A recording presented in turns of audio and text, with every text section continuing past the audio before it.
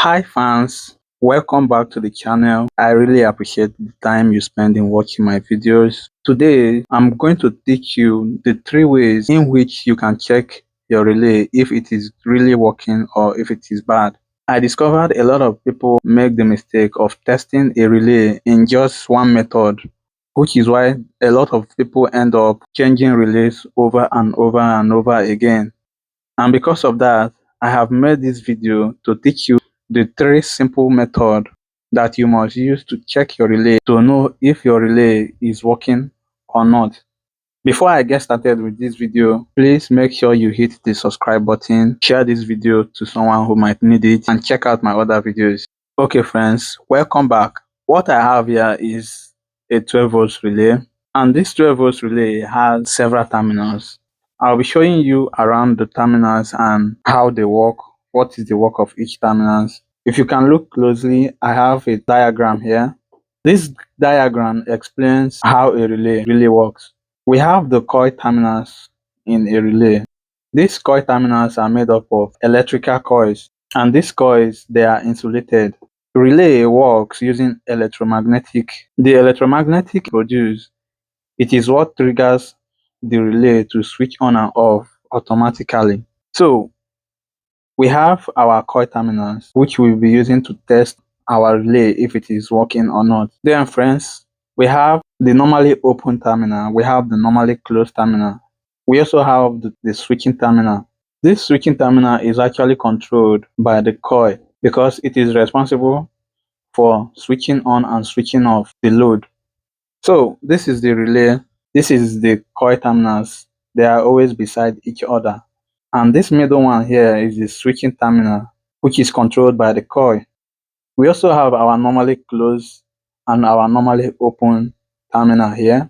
What this means is that at no load test, the normally closed terminal indicates that the circuit is closed. So before I show you the 3 methods on how you can troubleshoot your relay, I'd love to first of all explain what a relay is and the difference between a relay and a manual switch. These two things do the same work in a circuit, but in different ways. Friends, a relay is simply an automatic switch. This is a manual switch. This is an automatic switch. Now, what the relay does is that it uses a small amount of electricity, like 12 volts supply, to turn on a much larger electricity supply on and off, which could be your electrical bulb, which could be your AC fans, which could be your fridge, which could be your television. What this relay does is it automatically turns it on using a small amount of voltage. In the other hand, this is a manual switch. This switch is operated manually using the hand. Now, what is the difference between this switch and this switch? The relay easily connects to computer, it easily connects to sensors. That is why they are used mostly in industrial areas. And you can also find them in your consumer electronics. While the other switch, the manual switch, is being controlled by human hands. A relay, they are very important because they quickly shut off when they experience high voltage to keep the electronics safe. While the manual switching here, it goes bad or ends up destroying the consumer electronics, your load at home, which could be your light bulb, your fridge. The relay does not require human to turn on or off. The manual switch requires human to turn on or off. The only disadvantage the relay has is that it goes bad much quickly than the manual switch. Reason because there are a lot of movement going in. So this is the difference between relay and the manual switch. We also have different type of relay for different applications. These are basically relays for consumer electronics. Now friends, I'll be sharing with you the 3 methods in which you can use to troubleshoot your relay to make sure it is actually working perfectly. The first method I have here is the switch click test method. It's actually the most common method a lot of people use in testing the relay if it is actually good or bad. And this method does not guarantee fully that the relay is actually working. This method works by simply applying a 12 volt DC across the coil terminals. Now when you do this, there's a click sound that always happens. Now let's test the click switch method. Now friends, I have a 12 volts DC supply here. You can use a 12 volts battery. You can also use a 12 volts adapter. It works perfectly. Now I will apply the terminals of my DC supply across the coil terminal of the relay. Now when I do this, there is a sound, a click sound. Friends, if you listen closely, you will hear the sound.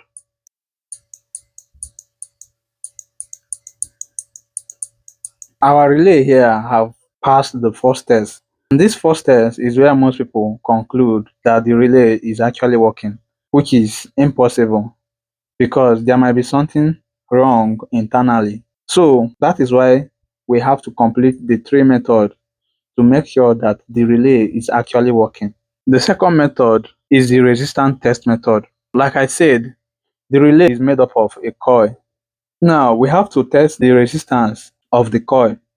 For this relay, the resistance of the coil should be higher than 200 ohms. So I will be using a multimeter to do this test. Friends, I have my multimeter here and I'm going to set the multimeter to 2K because like I said, the resistance of this relay is higher than 200 ohms.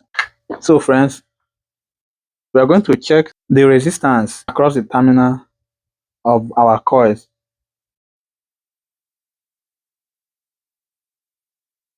As you can see guys, we are having a total of 381 ohms. This tells us that our relay is working perfectly. So friends, this relay is actually working. I'm going to be sharing with you the last method in which you can use to test your relay. This method will determine if the relay is actually good or bad. The third method is the continuity test. We are going to check the continuity across the normally closed terminal and the switching terminal. We are going to be doing this in two ways. We'll be doing a cold continuity test and we'll be doing a hot continuity test. Let's check the cold continuity test. What we are going to do, this is our normally open, this is our normally closed, and this is our switching terminal. So we are going to place one of our meter probe to our switching terminal, and we are going to place one to our normally closed terminal. When you do this, there should be a continuity. This is because the switching terminal is physically connected to the normally closed terminal. So there is a continuity between these two terminals. So friends, let's do it using the relay. Here is the relay and here is the switching terminal, the middle terminal. Here is our normally closed terminal. Let's do the continuity test. I'm going to set my meter to continuity. Okay friends, so let's do the continuity test. Friends, as you can see, the relay is actually working. There is continuity between the normally closed and the switching terminal of the relay. So we are going to apply the hot continuity test.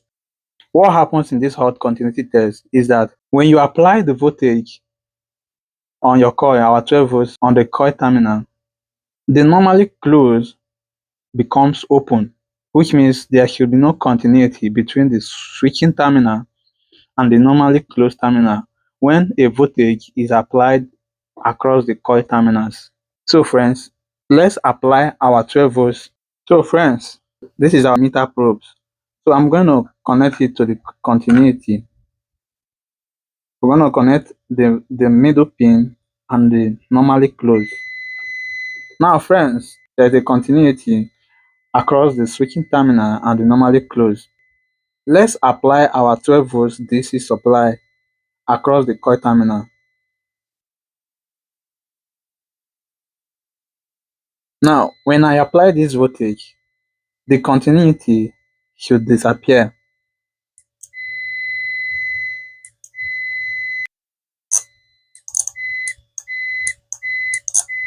Friends, you can see when I apply the voltage, the continuity disappears.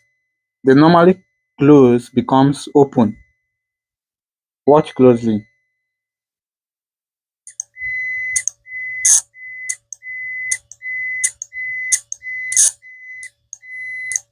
Friends, we have come to the conclusion that our relay is actually working perfectly. I hope these three methods have been able to help you.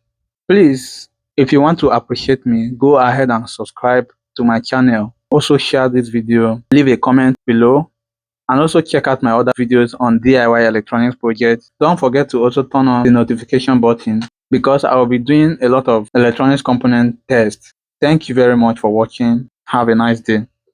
Subscribe.